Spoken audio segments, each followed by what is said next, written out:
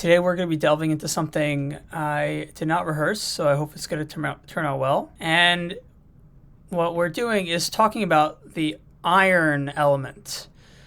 And I've been doing some research on crystals because I realized that crystals are very relevant for the 4D model, the Fordham project. And what I also realized is that the crystal of iron actually has a symbol on it. Now, just as a disclaimer, this symbol is on every side of the actual crystal. You have one side, two side, three side, four side, So you have four sides of this symbol. So it's not like it's unique. It's one side. Now, it looks like a square with different lines coming out of it. Now, this line is actually shorter than we think. It doesn't look like a classical cross, but it does look like a cross. So it could look like this, or it can look like this. And what I was curious to know is whether or not this is found in religion. I started researching different crosses and investigating the details. And so the next slide is going to be about that. But before we go on, I want to take a look at this sword. If you look very closely, you can see there's a kind of curvature-ness to it, okay? And if you look at this, it looks like a sword as well. There's a certain curvature that's conducive for striking, for using as a blade. And so that made me wonder, was it destiny, or was it planned out that the iron element, this is how much it weighs, but the iron element, I think this is how much it weighs, of 26, it was destined to actually be shaped into a sword as a weapon. And if that's the case, it also lends into the idea that free will is not really mapped out as much as we think. That's just interesting to consider. Also, because intelligence is timeless, so the intelligence that happens in the future was actually factored in the past. Okay, and now you have the masculine symbol, because what I've been looking up, the iron element is associated with the masculine. And why is that the case? Because iron is a bloodlust thing. It's something that the dominant gender was into. Okay? And it gets really interesting because we're going to delve into the esoterics of other religions or other philosophies, and we can see why the destiny turned out this way. So this is the next slide. And I'm going to zoom in on various parts. So basically, there are certain symbols that looked more like what we're looking for, look more like this, right, than other symbols.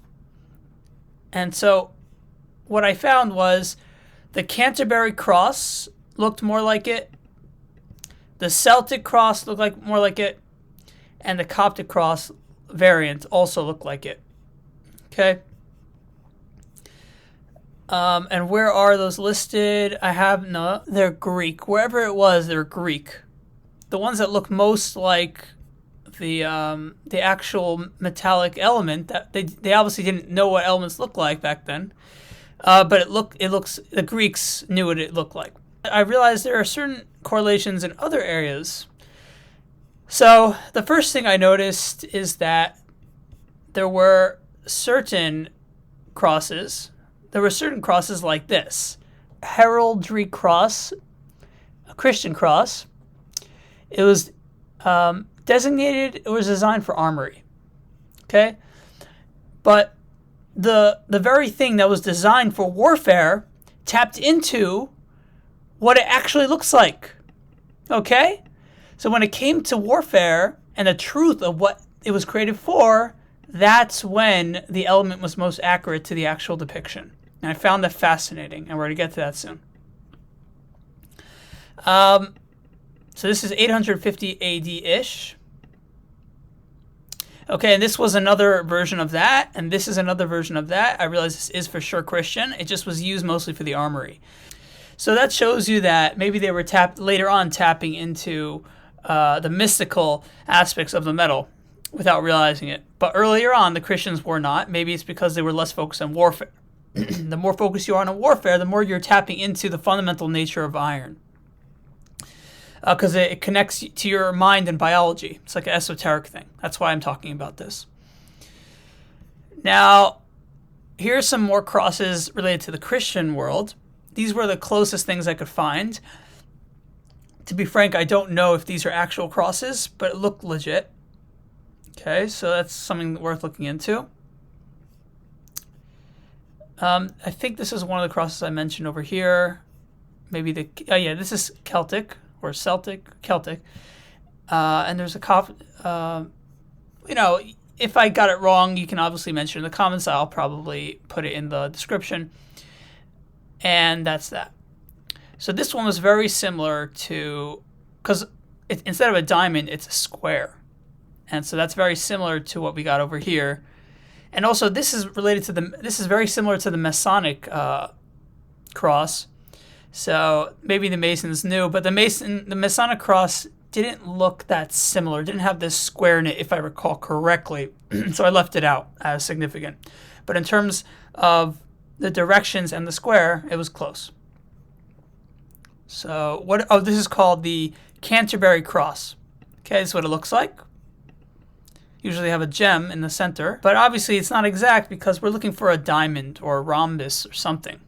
And then I brought in the cuneiform. I looked at the first places in history where we started drawing and writing.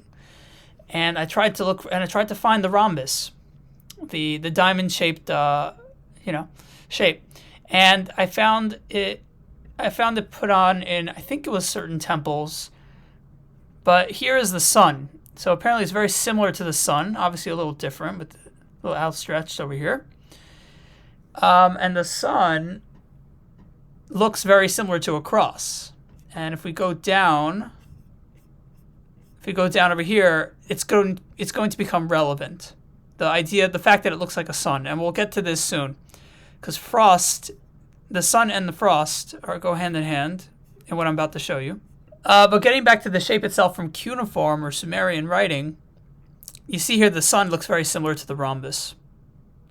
So the sun is and the cross is associated with the sun, the light.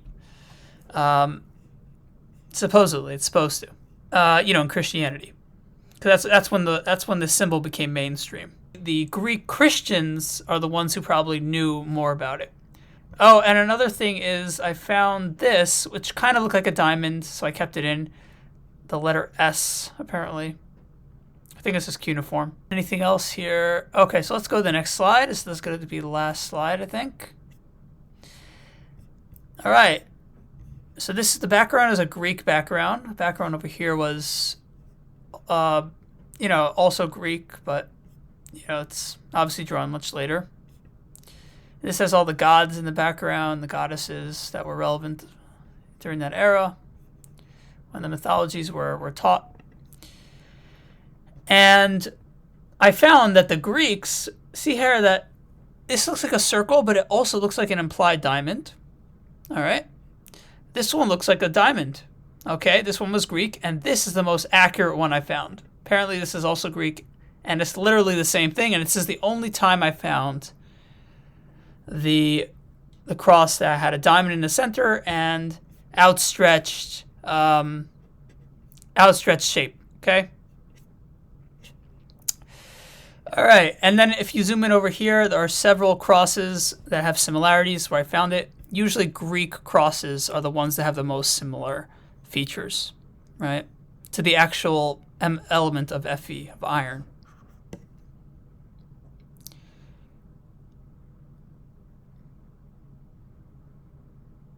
All right. Now, this is the last point I'm probably going to mention. I found this by looking for a vector. Put in something like this into the Google images. They show you snowflakes, crystal snowflakes, because it looks like a vector. Now, what does this look like? This looks like this, which is actually apparently a legit cross, if I'm not mistaken. So double checking that, but I'm very certain I saw it somewhere.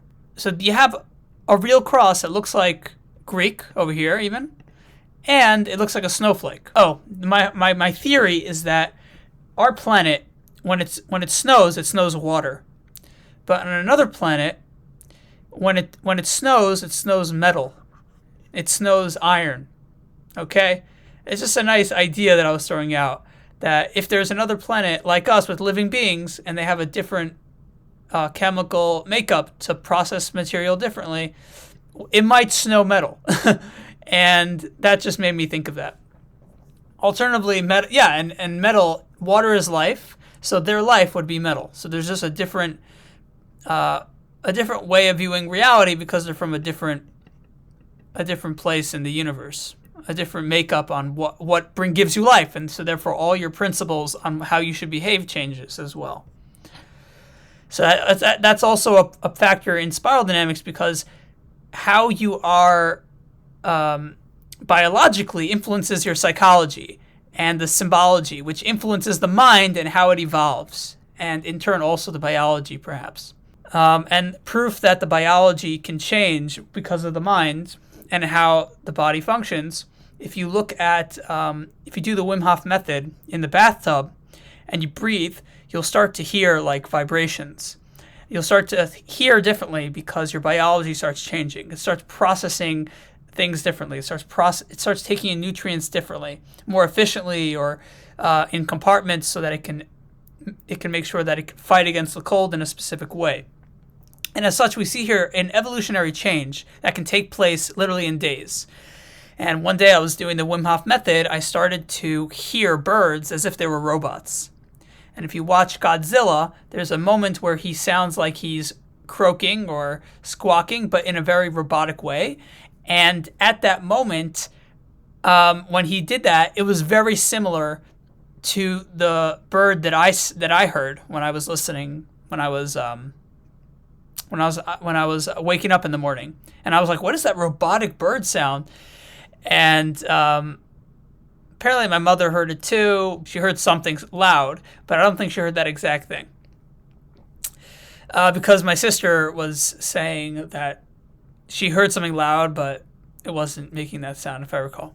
All right, so there you have the Greek versions. This Greek version is different from this. This one's box, but this one's implied diamond shape a little bit. If you look close, we might see it. Well, circle, but close. And the last point I wanted to do is about Zeus, because Zeus is known for being ferocious. I actually had a vision about of him once or twice, and he sounds like a ferocious beast, right?